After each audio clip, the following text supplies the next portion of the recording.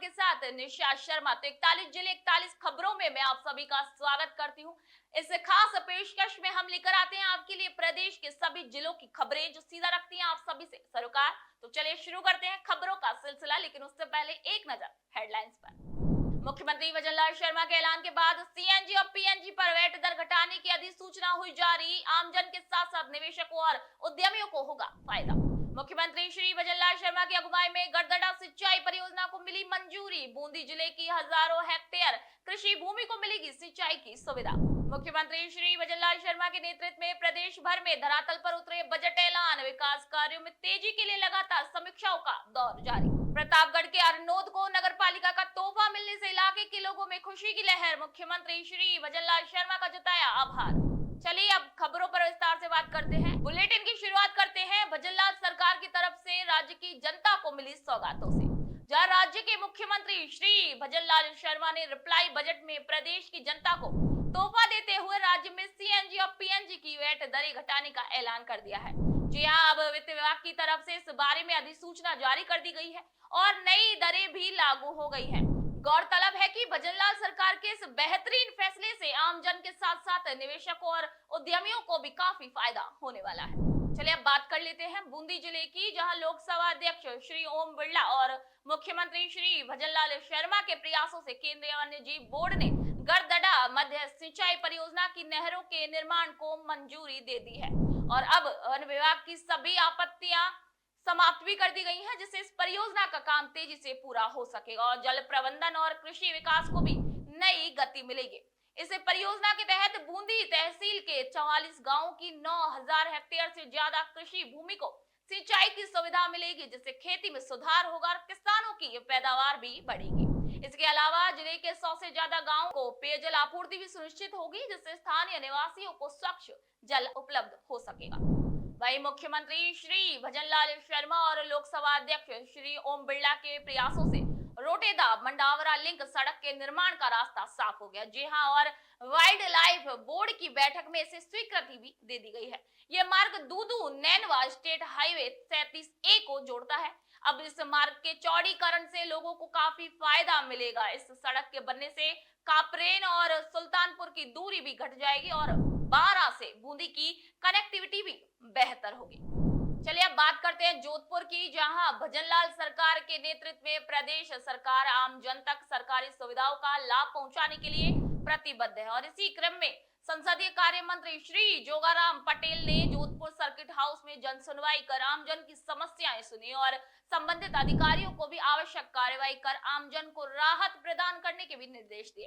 इस दौरान श्री पटेल ने कहा कि यशस्वी मुख्यमंत्री श्री भजनलाल शर्मा के कुशल नेतृत्व में प्रदेश सरकार हर वर्ग के उत्थान और कल्याण के लिए लगातार कार्य कर रही है। चलिए अब आगे बढ़ते हैं और बात करते हैं बाड़मेर जिले की, जहां मुख्यमंत्री श्री भजनलाल शर्मा के नेतृत्व में प्रदेश में चहुं ओर विकास के काम किए जा रहे हैं और इसी दिशा में आडेल पंचायत समिति के ग्राम बांड में नवीन प्राथमिक स्वास्थ्य केंद्र को आमजन को समर्पित किया गया। ये स्वास्थ्य केंद्र क्षेत्रवासियों को सहज और सुलभ चिकित्सा सुविधाएं उपलब्ध करवाने में अहम भूमिका निभाएगा। इस दौरान राजस्थान सरकार के राज्य श्री के विश्नोई ने उपस्थित जन समूह को संबोधित करते हुए कहा है कि मुख्यमंत्री श्री भजनलाल शर्मा के नेतृत्व में भजनलाल सरकार प्रदेश में विकास के लिए प्रतिबद्ध है।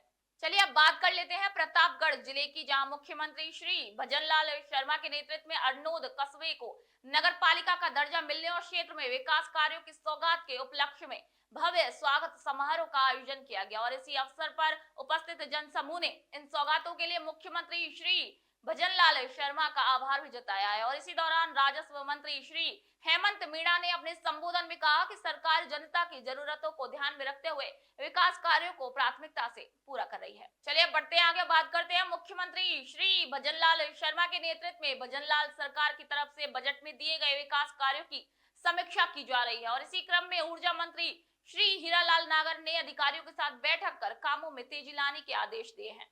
चलिए बढ़ते हैं आगे, बात करते हैं बीकानेर के खाजूवाला विधायक डॉक्टर विश्वनाथ मेघवाल ने, जिसने रविवार को जयपुर स्थित मुख्यमंत्री निवास पर मुख्यमंत्री श्री भजनलाल शर्मा से मुलाकात की और इसी दौरान डॉक्टर मेघवाल ने क्षेत्र में विकास कार्यों की सौगात दिए जाने पर मुख्यमंत्री श्री भजनलाल शर्मा का आभार जताया। उन्होंने कहा कि मुख्यमंत्री श्री शर्मा ने सीमांत क्षेत्र का विशेष ध्यान रखते हुए क्षेत्र को अनेक सौगातें दी हैं। खबर अब पाली जिले से, जहां मुख्यमंत्री श्री भजनलाल शर्मा ने पाली जिले को रिप्लाई बजट में कई सौगातें दी हैं। जी हां, और इसी के बाद क्षेत्र के लोगों में खुशी की लहर है। आप सभी को बता दें कि पाली जिले के तखतगढ़ और सुमेरपुर को भजनलाल सरकार की तरफ से कई विकास कार्यों की सौगात मिली है, जिसमें पेयजल की सुविधाओं समेत कई दूसरे कार्य भी शामिल है। और इसी के बाद इलाके के लोग मुख्यमंत्री श्री भजनलाल शर्मा का आभार लगातार प्रकट कर रहे हैं। वहीं पाली के सोजत में उन परिवारों की खुशी का ठिकाना नहीं है जिन्हें राज्य की भजनलाल सरकार के प्रयासों से प्रधानमंत्री आवास योजना के तहत अपना घर मिला है। जी हां, और इसी के लिए लाभान्वित लोग प्रदेश की भजनलाल सरकार और केंद्र की मोदी सरकार का धन्यवाद दे रहे हैं। चलिए बढ़ते हैं आगे और बात करते हैं जोधपुर जिले की, जहां विधायक श्री अतुल वंसाली ने कहा कि राजस्थान के अंदर हमारे यशस्वी मुख्यमंत्री श्री भजनलाल शर्मा के नेतृत्व में राज्य सरकार ने जो बजट दिया है उसमें प्रदेश के चहुमुखी विकास की झलक और प्रण है। चलिए अब दूसरी खबर की ओर बढ़ते हैं, जब बात कर लेते हैं श्री गंगानगर की, जहां मुख्यमंत्री श्री भजनलाल शर्मा की अगुवाई में राजस्थान की भजनलाल सरकार ने श्री गंगानगर में माटी कला कामगारों को आत्मनिर्भर बनाने के उद्देश्य से विद्युत चालित चाक और मिट्टी गूंथने की मशीनों का निःशुल्क वितरण किया। जी हां, मुख्यमंत्री श्री भजनलाल शर्मा के नेतृत्व में श्री यादे माटी कला बोर्ड ने ये पहल शुरू की है, जिसमें जिले भर से चयनित 20 कामगारों को लॉटरी प्रणाली द्वारा मशीनें प्रदान की गई हैं। चलिए अब बात कर लेते हैं डूंगरपुर जिले की, जहां राज्य की भजनलाल सरकार प्रदेश के हर व्यक्ति तक सरकारी योजनाओं का लाभ पहुंचाने के लिए प्रतिबद्ध है। और इसी क्रम में डूंगरपुर के गामड़ा में माटी कला कामगारों को आधुनिक मशीनों का निःशुल्क वितरण किया गया। और इसी पहल से पारंपरिक शिल्प को नया जीवन मिलेगा और माटी कला से जुड़े शिल्पकारों को आर्थिक रूप से सशक्त बनाने में भी मदद मिलेगी। आपको बता दें कि इस दौरान लाभार्थियों ने सरकार और माटी कला बोर्ड का दिल से आभार व्यक्त किया। चलिए अब खबर सीकर जिले से, जहां सीकर में एक बार फिर से रंग रचनात्मकता और संस्कृति का अद्भुत संगम देखने को मिला। मुख्यमंत्री श्री भजनलाल शर्मा के नेतृत्व में सीकर के अर्बन हाट बाजार में 26 मार्च तक शेखावाटी हस्तशिल्प मेले का आयोजन किया जा रहा है। और इसी मेले का उद्देश्य आपको बता दें कि हस्तशिल्पियों को अपने उत्पादों के विपणन का अवसर प्रदान करना। और इसी के साथ ही मेले में उद्यमियों के लिए MSME कार्यशाला और प्रोत्साहन शिविर भी लगाया गया है, जिससे उन्हें योजनाओं का लाभ और उनकी जानकारी भी लगातार मिल सके। मैं विकास सियाग, हमारा जो शेखावाटी हस्तशिल्प मेला जो 2025 है उसका आयोजन 17 से 26 तारीख को रखा गया है।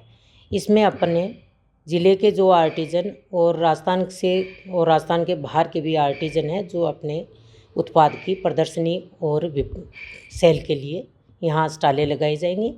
अब की बार अपन ने अर्बन हाट में टेंट व्यवस्था नहीं करके अपनी जो पक्की स्टॉलें बनी हुई हैं उन्हीं में ही उनको स्टॉल आवंटन किया गया। अब तक अपने पास 33 स्टॉलें आ चुकी हैं, जिसमें कपड़ा, एम्ब्रॉयडरी, मिट्टी के बर्तन, चरम जूती, लाख चूड़ी, इस टाइप के स्टॉलें जो आई हैं।